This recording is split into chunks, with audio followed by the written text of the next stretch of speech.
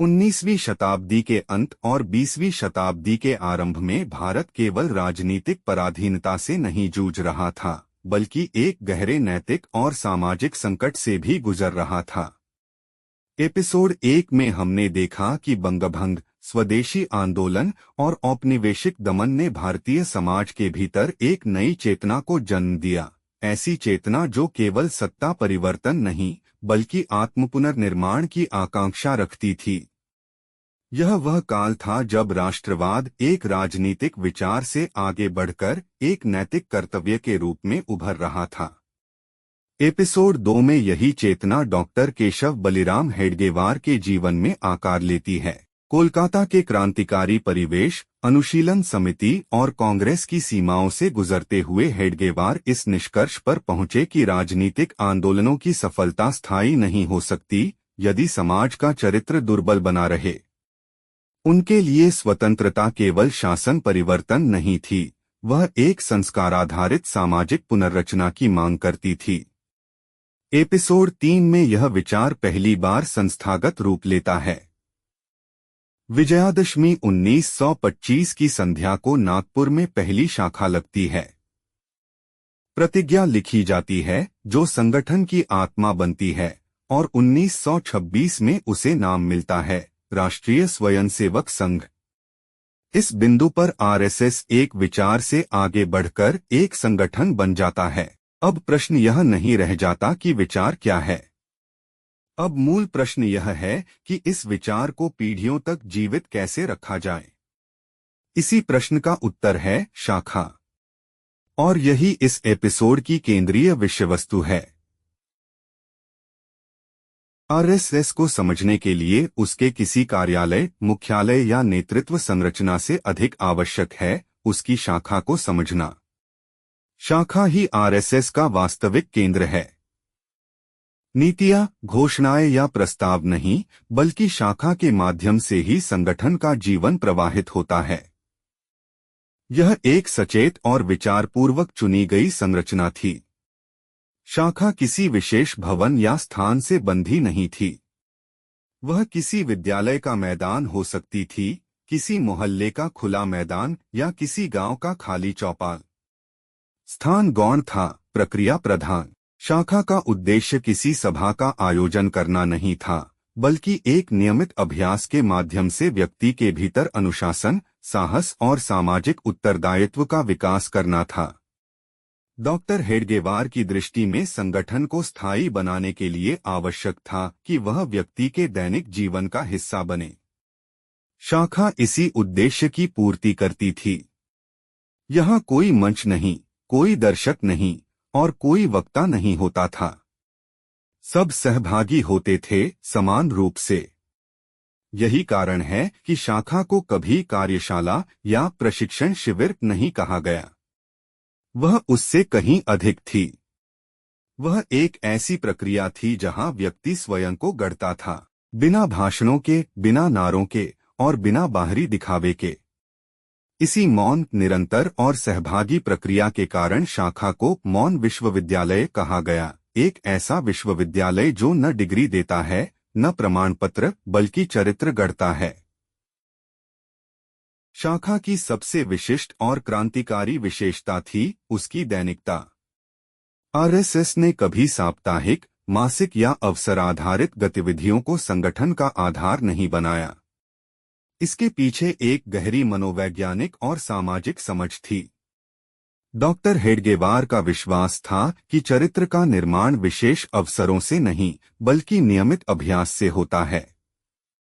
दैनिक शाखा का अर्थ था अनुशासन को जीवन का स्वाभाविक अंग बनाना।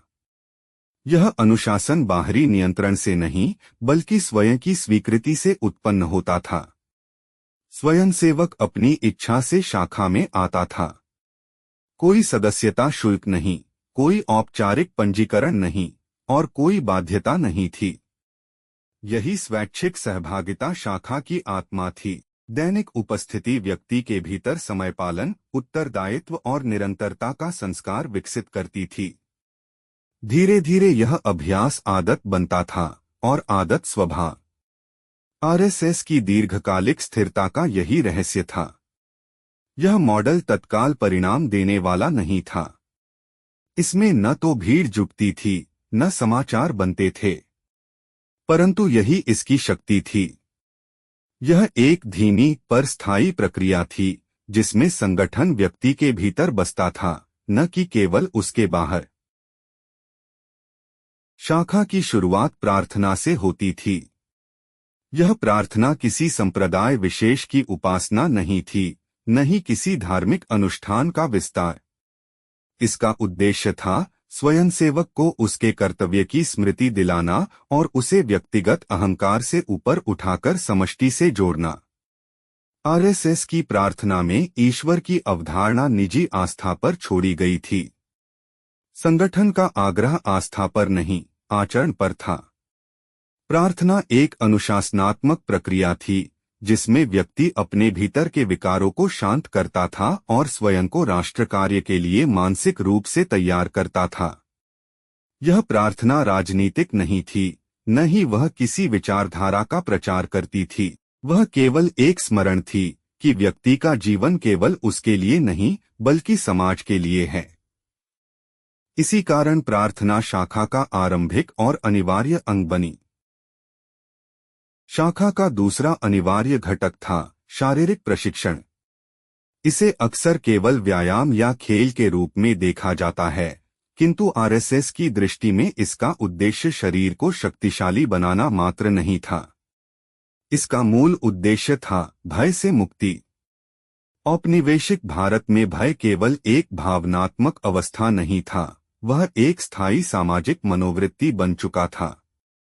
शासन का भय, दमन का भय और सामूहिक असहायता का भय, इन सबने व्यक्ति के आत्मविश्वास को कमजोर कर दिया था। शाखा में होने वाले खेल, दंड बैठक, दौड़ और सामूहिक शारीरिक गतिविधियां इसी भय को धीरे धीरे समाप्त करने की प्रक्रिया थीं। यहाँ प्रतियोगिता का उद्देश्य किसी को पराजित करना नहीं, बल्कि स्वयं की सीमाओं को पहचानना और उन्हें पार करना था। सामूहिक अभ्यास व्यक्ति को यह अनुभव कराता था कि वह अकेला नहीं है। उसका बल केवल उसके शरीर में नहीं, बल्कि समूह में निहित है। डॉक्टर हेडगेवार का मानना था कि साहस भाषणों से नहीं आता, वह अभ्यास से उत्पन्न होता है। शाखा का शारीरिक प्रशिक्षण इसी सिद्धांत पर आधारित था। यह प्रशिक्षण हिंसा के लिए नहीं, बल्कि आत्मनियंत्रण के लिए था। शरीर को अनुशासित करके मन को स्थिर करना, यही इसका गूढ़ उद्देश्य था। इस प्रकार शाखा का शारीरिक पक्ष व्यक्ति को केवल स्वस्थ नहीं बनाता था, बल्कि उसे मानसिक रूप से निर्भीक और सामाजिक रूप से उत्तरदायी भी बनाता था। यही कारण है कि आरएसएस की शाखा में शारीरिक अभ्यास को केंद्रीय स्थान दिया गया। शाखा का एक ऐसा पक्ष जो अपने समय में अत्यंत क्रांतिकारी था, वह था समानता का व्यवहारिक अभ्यास। भारतीय समाज सदियों से जाति, वर्ग और सामाजिक पदानुक्रमों में विभाजित रहा था। राजनीतिक आंदोलनों ने इन विभाजनों पर भाषण दिए, परंतु शाखा ने इन्हें अनुभव के माध्यम से चुनौती दी। शाखा में सभी स्वयंसेवक एक ही पंक्ति में खड़े होते थे। न वहां जाति पूछी जाती थी, न सामाजिक स्थिति। कोई ऊंच नीच नहीं, कोई विशेषाधिकार नहीं। अभ्यास, खेल और प्रार्थना सबके लिए समान। यह समानता किसी वैचारिक घोषणा का परिणाम नहीं थी, बल्कि दैनिक व्यवहार का स्वाभाविक अंग थी। यह अनुभव स्वयंसेवक के भीतर धीरे धीरे एक नई सामाजिक चेतना विकसित करता था। वह दूसरों को उनके कार्य और आचरण के आधार पर पहचानने लगता था, न कि जन्म या वर्ग के आधार पर। यह परिवर्तन भाषणों से संभव नहीं था, इसके लिए निरंतर सामूहिक अभ्यास आवश्यक था, और शाखा वही मंच प्रदान करती थी। आरएसएस ने समानता को एक आदर्श के रूप में नहीं, बल्कि एक अनुशासन के रूप में प्रस्तुत किया। यहाँ समानता का अर्थ यह नहीं था कि सब एक जैसे हों, बल्कि यह कि सबका सम्मान समान हो। यह सूक्ष्म अंतर शाखा के वातावरण में स्वाभाविक रूप से स्पष्ट हो जाता था। इस प्रकार शाखा भारतीय समाज में समानता के एक मौन लेकिन प्रभावशाली प्रयोग के रूप में उभरती है। एक ऐसा प्रयोग जो बिना किसी आंदोलन के सामाजिक व्यवहार को बदलने की क्षमता रखता था। आरएसएस की संगठनात्मक संरचना में नेतृत्व किसी विशेष पद या अधिकार से उत्पन्न नहीं होता था। शाखा नेतृत्व के केंद्रीकरण के विरुद्ध एक मौन प्रयोग थी। यह नेतृत्व अभ्यास से उभरता था, नियुक्ति से नहीं। यह एक महत्वपूर्ण वैचारिक निर्णय था। शाखा में कोई औपचारिक नेता नहीं होता था, किंतु हर स्वयंसेवक संभावित नेतृत्वकर्ता माना जाता था। जो अनुशासन में स्थिर रहता, जो सेवा में तत्पर होता और जो दूसरों के लिए उदाहरण प्रस्तुत करता, वह स्वाभाविक रूप से मार्गदर्शक बन जाता। यह प्रक्रिया समय लेती थी, परंतु इसी में उसकी विश्वसनीयता निहित थी। डॉक्टर हेडगेवार का विश्वास था कि स्थायी संगठन वही होता है जहां नेतृत्व व्यक्तित्व पर नहीं, संस्कार पर आधारित हो। शाखा इसी दर्शन की प्रयोगशाला थी। यहाँ नेतृत्व सिखाया नहीं जाता था, वह जीवन के अनुभव से विकसित होता था। यह विकेंद्रीकृत नेतृत्व मॉडल आरएसएस की दीर्घायु का एक प्रमुख कारण बना। संगठन किसी एक व्यक्ति की अनुपस्थिति में भी चलता रहा, क्योंकि नेतृत्व किसी व्यक्ति में नहीं, बल्कि प्रक्रिया में निहित था। शाखा इस प्रक्रिया को प्रतिदिन पुनः सुदृढ़ करती थी। आरएसएस की शाखा में राजनीतिक चर्चा का अभाव कोई संयोग नहीं था। यह एक विचारपूर्ण और सचेत निर्णय था। डॉक्टर हेडगेवार मानते थे कि राजनीति समाज का परिणाम है, कारण नहीं। यदि समाज का चरित्र दुर्बल रहेगा तो राजनीतिक परिवर्तन भी अस्थायी होंगे। इसलिए शाखा को राजनीति से दूर रखा गया। यहाँ न समसामयिक घटनाओं पर बहस होती थी, न राजनीतिक प्रस्ताव पारित किए जाते थे। इसका अर्थ यह नहीं था कि स्वयंसेवक समाज या राष्ट्र से कटे हुए थे, बल्कि यह कि संगठन का प्राथमिक उद्देश्य सत्ता प्राप्ति नहीं, चरित्र निर्माण था।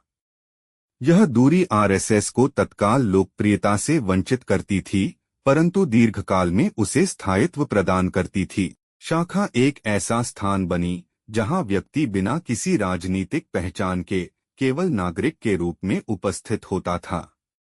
इस नीति ने संगठन को राजनीतिक उतार चढ़ाव से भी सुरक्षित रखा। सरकारें बदलीं, आंदोलन आए और गए, पर शाखा की दिनचर्या बनी रही। यही निरंतरता आरएसएस की पहचान बनी। आरएसएस ने सत्ता को कभी अपना लक्ष्य घोषित नहीं किया। उसका लक्ष्य था समाज। यह एक असामान्य दृष्टिकोण था, विशेषकर उस युग में जब अधिकांश संगठन सत्ता संघर्ष में संलग्न थे। शाखा इसी दृष्टिकोण की व्यावहारिक अभिव्यक्ति थी। शाखा में सत्ता का कोई प्रतीक नहीं था। न वहां आदेशात्मक संरचना थी, न दंडात्मक अनुशासन। अनुशासन आत्मस्वीकृति से आता था। स्वयंसेवक स्वयं को संगठन के प्रति उत्तरदायी मानता था, न कि संगठन द्वारा नियंत्रित। यह मॉडल धीरे धीरे लेकिन गहराई से काम करता था। आरएसएस का विस्तार इसी कारण धीमा रहा, परंतु जहां भी पहुंचा वहां जड़ें जमाईं। शाखा एक ऐसी इकाई थी जो सत्ता के बिना भी प्रभाव उत्पन्न कर सकती थी। आरएसएस का विस्तार किसी योजनापत्र या अभियान का परिणाम नहीं था। यह एक मौन प्रक्रिया थी। एक स्वयंसेवक जहां गया, वहां शाखा की संभावना भी गई। कोई उद्घाटन नहीं, कोई प्रचार नहीं, सिर्फ अभ्यास। यह विस्तार विश्वास पर आधारित था, न कि आदेश पर। शाखा लगाने का निर्णय स्थानीय परिस्थितियों के अनुसार होता था। यही लचीलापन संगठन की शक्ति बना। इस प्रकार आरएसएस एक ऐसा संगठन बनता गया जो बिना शोर, बिना सत्ता और बिना प्रचार के एक अखिल भारतीय उपस्थिति की ओर बढ़ा। शाखा को यदि केवल एक प्रशिक्षण केंद्र के रूप में देखा जाए तो उसका वास्तविक महत्व अधूरा रह जाता है। आरएसएस की शाखा का उद्देश्य शारीरिक दक्षता या अनुशासन सिखाने से कहीं आगे था। वह एक ऐसी प्रक्रिया थी जहां प्रशिक्षण धीरे धीरे संस्कार में परिवर्तित होता था। यह परिवर्तन तत्काल नहीं होता था, बल्कि समय के साथ नियमित अभ्यास और सामूहिक जीवन के अनुभव से आकार लेता था। शाखा में समय पालन, स्वच्छता, वेशभूषा की सादगी और व्यवहार की शिष्टता पर विशेष ध्यान दिया जाता था। ये नियम किसी बाहरी दबाव से लागू नहीं किए जाते थे। स्वयंसेवक इन्हें अपनाता था क्योंकि वह स्वयं को उस सामूहिक अनुशासन का अंग मानने लगता था। यही आत्मस्वीकृत अनुशासन आरएसएस की विशेष पहचान बनी। संस्कार का अर्थ यहाँ नैतिक उपदेश नहीं था, बल्कि दैनिक जीवन में उतरने वाला व्यवहार था। शाखा स्वयंसेवक को यह सिखाती थी कि सार्वजनिक जीवन में व्यक्तिगत सुविधा से अधिक महत्व कर्तव्य का होता है। यह भावना धीरे धीरे स्वयंसेवक के पारिवारिक, सामाजिक और व्यावसायिक जीवन में भी प्रतिबिंबित होने लगती थी। इस प्रकार शाखा केवल 1 घंटे का अभ्यास नहीं रहती थी, वह पूरे दिन के आचरण को प्रभावित करने लगती थी। प्रशिक्षण और संस्कार के इसी सतत संबंध ने आरएसएस को एक ऐसा संगठन बनाया जिसकी पहचान केवल उसके कार्यों से होती थी, न कि उसके दावों से। आरएसएस में सेवा को कभी अलग गतिविधि के रूप में परिभाषित नहीं किया गया। वह शाखा के भीतर ही विकसित होने वाली एक स्वाभाविक प्रवृत्ति थी। प्रारंभिक वर्षों में सेवा का स्वरूप सीमित था, किसी बीमार स्वयंसेवक की सहायता, आपसी सहयोग या स्थानीय आवश्यकता में हाथ बंटाना। किंतु इसके पीछे का भाव गहरा था। डॉक्टर हेडगेवार मानते थे कि सेवा कोई परियोजना नहीं, बल्कि जीवन दृष्टि है। शाखा का वातावरण स्वयंसेवक को दूसरों के कष्ट के प्रति संवेदनशील बनाता था। सामूहिक अभ्यास, समानता का अनुभव और अनुशासन, ये सब मिलकर सेवा की मानसिकता को जन्म देते थे। सेवा का यह प्रारंभिक रूप राजनीतिक या वैचारिक प्रचार से मुक्त था। यहाँ सहायता का उद्देश्य किसी को प्रभावित करना नहीं, बल्कि कर्तव्य निभाना था। इसी कारण सेवा कार्य मौन रहते थे, बिना प्रचार और बिना श्रेय की अपेक्षा के। आगे चलकर यही सेवा भावना संगठित रूप लेती है और विभिन्न सेवा संगठनों का जन्म होता है। परंतु उसकी जड़ें इसी साधारण शाखा जीवन में थीं। सेवा आरएसएस के लिए कोई अतिरिक्त कार्य नहीं थी, वह उसकी स्वाभाविक अभिव्यक्ति थी। आरएसएस के अनुशासन को अक्सर बाहरी दृष्टि से कठोर या नियंत्रक समझ लिया जाता है, परंतु शाखा का अनुशासन दमन पर आधारित नहीं था। यह अंतर समझना अत्यंत आवश्यक है। दमन बाहरी दबाव से उत्पन्न होता है, जबकि अनुशासन आत्मनियंत्रण से। शाखा में नियम थे, परंतु उनके पालन की जिम्मेदारी स्वयंसेवक पर थी। कोई दंड व्यवस्था नहीं, कोई निगरानी तंत्र नहीं। यदि कोई नियमों का पालन नहीं करता, तो उसे बाहर नहीं किया जाता था। यह सहनशीलता स्वयंसेवक को अपने व्यवहार पर पुनर्विचार के लिए प्रेरित करती थी। डॉक्टर हेडगेवार का विश्वास था कि जो अनुशासन भय से उत्पन्न होता है, वह स्थायी नहीं हो सकता। शाखा का अनुशासन सम्मान और आत्मबोध से उपजता था। यही कारण है कि वह कठोर होते हुए भी मानव केंद्रित था। इस अनुशासन ने स्वयंसेवक को स्वतंत्रता से वंचित नहीं किया, बल्कि उसे उत्तरदायित्व से जोड़ा।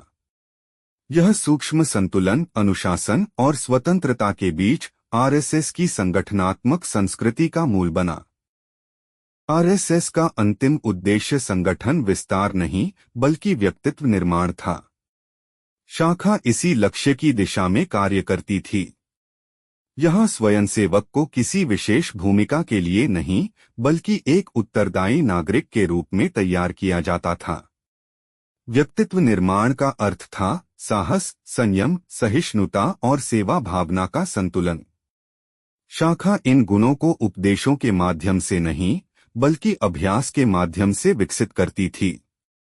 स्वयंसेवक अपने व्यवहार से सीखता था, न कि केवल सुनकर। यह प्रक्रिया धीमी थी, परंतु गहरी थी। आरएसएस ने कभी यह अपेक्षा नहीं की कि प्रत्येक स्वयंसेवक जीवन भर संगठन से जुड़ा रहेगा। उद्देश्य यह था कि वह जहां भी जाए, शाखा में सीखे गए मूल्यों को अपने जीवन में उतारे। यही कारण है कि आरएसएस का प्रभाव केवल उसकी शाखाओं तक सीमित नहीं रहा। उसके स्वयंसेवक समाज के विभिन्न क्षेत्रों में पहुंचे और वहीं अपने संस्कारों के माध्यम से प्रभाव उत्पन्न किया। संगठन व्यक्ति के माध्यम से समाज में प्रवेश करता था। 1930 और 1940 के दशक भारतीय इतिहास के सबसे अशांत काल थे। राजनीतिक आंदोलनों की तीव्रता बढ़ी, दमन और संघर्ष के नए चरण आए। ऐसे समय में अनेक संगठन टूट गए या बिखर गए। आरएसएस की शाखा इसके विपरीत स्थिर बनी रही। इस स्थिरता का कारण उसकी दिनचर्या थी। शाखा ने परिस्थितियों के अनुसार अपना स्वरूप बदला, पर अपनी मूल प्रक्रिया नहीं छोड़ी। न अत्यधिक उत्साह, न अत्यधिक निराशा, यह संतुलन शाखा के अनुशासन में अंतर्निहित था। यही स्थिरता आगे चलकर संगठन को बड़े संकटों का सामना करने में सक्षम बनाती है। शाखा आरएसएस की संस्थागत स्मृति बन जाती है, जहां मूल्य सुरक्षित रहते हैं, भले ही परिस्थितियां बदलती रहें। आरएसएस की शाखा जितनी भीतर से स्पष्ट थी, उतनी ही बाहर से अक्सर गलत समझी गई। खुले मैदानों में लगने वाली नियमित शाखाएं कई बार बाहरी पर्यवेक्षकों के लिए संदेह का विषय बनी। अनुशासन, एकरूप गतिविधियां और मौन, इन सब को देखकर यह भ्रांति फैली कि आरएसएस कोई गुप्त या कठोर संगठन है। परंतु यह धारणा वस्तुस्थिति से अधिक दृष्टिकोण की समस्या थी। वास्तव में शाखाएं कभी गुप्त नहीं रहीं। वे सार्वजनिक स्थानों पर लगती थीं और किसी भी व्यक्ति के लिए देखने योग्य थीं। न कोई प्रवेश निषेध था, न कोई रहस्य। फिर भी क्योंकि शाखा में नारे नहीं लगते थे, न भाषण होते थे, इसलिए बाहरी लोगों को उसकी गतिविधियां अस्पष्ट लगती थीं। आरएसएस ने इन आलोचनाओं का उत्तर वक्तव्यों या प्रतिवादों से नहीं दिया। उसकी नीति थी कार्य से उत्तर देना। शाखा की निरंतरता, अनुशासन और सामाजिक उपस्थिति स्वयं समय के साथ इन भ्रांतियों को चुनौती देती रही। संगठन का विश्वास था कि यदि प्रक्रिया सही है तो व्याख्या अपने आप स्पष्ट हो जाएगी। यह मौन प्रतिक्रिया आरएसएस की कार्यशैली का अभिन्न अंग थी। वह आलोचनाओं से विचलित नहीं होती थी, न ही उनसे आक्रामक रूप से टकराती थी। शाखा अपने नियमित मार्ग पर चलती रही और यही उसका सबसे प्रभावी उत्तर था। किसी भी दीर्घजीवी संगठन के लिए सबसे महत्वपूर्ण तत्व उसकी संस्थागत स्मृति होती है, वह क्षमता जिसके माध्यम से संगठन अपने मूल्यों और प्रक्रियाओं को समय के साथ सुरक्षित रखता है। आरएसएस में यह भूमिका शाखा निभाती थी। शाखा केवल दैनिक गतिविधि नहीं थी, वह संगठन की स्मृति थी। नेतृत्व बदल सकता था, परिस्थितियां बदल सकती थीं, पर शाखा की संरचना और अनुशासन बना रहता था। यही निरंतरता आरएसएस को पीढ़ियों तक जोड़ती रही। एक स्वयंसेवक जो 1930 के दशक में शाखा में आया था और दूसरा जो 1950 के दशक में, दोनों के अनुभवों में एक मौलिक समानता होती थी। यह समानता किसी लिखित संविधान से नहीं बल्कि अभ्यास से आती थी। शाखा के माध्यम से मूल्य हस्तांतरित होते थे, अनुशासन, सेवा, समानता और आत्मनियंत्रण। यह हस्तांतरण औपचारिक शिक्षा की तरह नहीं बल्कि जीवन के अनुभव की तरह होता था। इसी कारण शाखा आरएसएस को समय की अस्थिरताओं से बचाती रही। वह संगठन को स्मृतिविहीन होने से रोकती थी। शाखा के बिना आरएसएस केवल एक विचारधारा रह जाती, शाखा ने उसे संस्था बनाया। शाखा व्यक्ति को बदलती थी, यह स्पष्ट है। परंतु उतना ही महत्वपूर्ण यह समझना है कि व्यक्ति भी शाखा को प्रभावित करता था। यह संबंध एक तरफा नहीं था। शाखा कोई स्थिर ढांचा नहीं थी, वह स्वयंसेवकों के अनुभवों से समृद्ध होती जाती थी। हर स्वयंसेवक अपने सामाजिक परिवेश, पारिवारिक संस्कार और व्यक्तिगत अनुभवों के साथ शाखा में आता था। शाखा इन अनुभवों को समाहित करती थी, पर उन्हें अपने मूल अनुशासन में ढालती थी। इस प्रक्रिया में व्यक्ति और संस्था दोनों का विकास होता था। यह लचीलापन आरएसएस की शक्ति बना। शाखा एक ही समय में स्थिर भी थी और अनुकूलनशील भी। मूल मूल्य अपरिवर्तित रहते थे, पर उनकी अभिव्यक्ति स्थानीय परिस्थितियों के अनुसार बदल सकती थी। यही कारण है कि शाखा शहरों और गांवों दोनों में समान रूप से स्थापित हो सकी। इस दोतरफा प्रक्रिया ने आरएसएस को एक जीवंत संगठन बनाए रखा। शाखा न तो व्यक्ति को कुचलती थी, न ही व्यक्ति को निरंकुश छोड़ती थी। यह संतुलन स्वतंत्रता और अनुशासन के बीच आरएसएस की संगठनात्मक परिपक्वता को दर्शाता है। शाखा को मौन विश्वविद्यालय कहा जाना केवल एक रूपक नहीं था। यह उसकी कार्यप्रणाली का सटीक वर्णन था। यह विश्वविद्यालय बिना कक्षाओं के था, बिना परीक्षाओं के और बिना डिग्रियों के। फिर भी यहाँ शिक्षा होती थी, चरित्र की शिक्षा। यहाँ पाठ्यक्रम लिखित नहीं था, बल्कि जीवनाधारित था। अनुशासन, समयपालन, सहयोग, साहस और सेवा, ये सभी विषय शाखा के दैनिक अभ्यास में अंतर्निहित थे। शिक्षक कोई नियुक्त व्यक्ति नहीं होता था, स्वयं प्रक्रिया ही शिक्षक थी। इस विश्वविद्यालय में प्रवेश के लिए कोई योग्यता नहीं थी और स्नातक होने की कोई समय सीमा नहीं। व्यक्ति जितना जुड़ा रहता, उतना सीखता रहता। यही कारण है कि शाखा आजीवन सीखने का स्थान बन जाती थी। मौन का अर्थ यहाँ निष्क्रियता नहीं था। यह वह मौन था जिसमें आचरण बोलता है। आरएसएस की शाखा ने शब्दों की जगह कर्म को प्राथमिकता दी। यही उसकी विशिष्टता थी और यही उसे भारतीय सामाजिक परंपरा से गहराई से जोड़ती थी। जब शाखा की संरचना स्थिर हो गई, जब उसकी दिनचर्या स्पष्ट हो गई और जब उसके मूल संस्कार स्वयंसेवकों के जीवन का अंग बन गए, तब विस्तार स्वाभाविक हो गया। आरएसएस को विस्तार के लिए किसी अभियान की आवश्यकता नहीं पड़ी। शाखा स्वयं विस्तार का माध्यम बन गई। एक स्वयंसेवक जहां गया, वहां वह अपने साथ शाखा की प्रक्रिया भी ले गया। यह विस्तार आदेश से नहीं, विश्वास से हुआ। न कोई उद्घाटन, न कोई प्रचार, सिर्फ नियमित अभ्यास। यही कारण है कि आरएसएस का विस्तार धीमा रहा, पर गहरा रहा। अब आरएसएस केवल नागपुर तक सीमित नहीं रहा। वह महाराष्ट्र के बाहर, फिर मध्य भारत और आगे चलकर पूरे देश में फैलने लगा। यह यात्रा बिना सत्ता, बिना आंदोलन और बिना प्रचार के थी। अगले एपिसोड में हम इसी यात्रा को समझेंगे।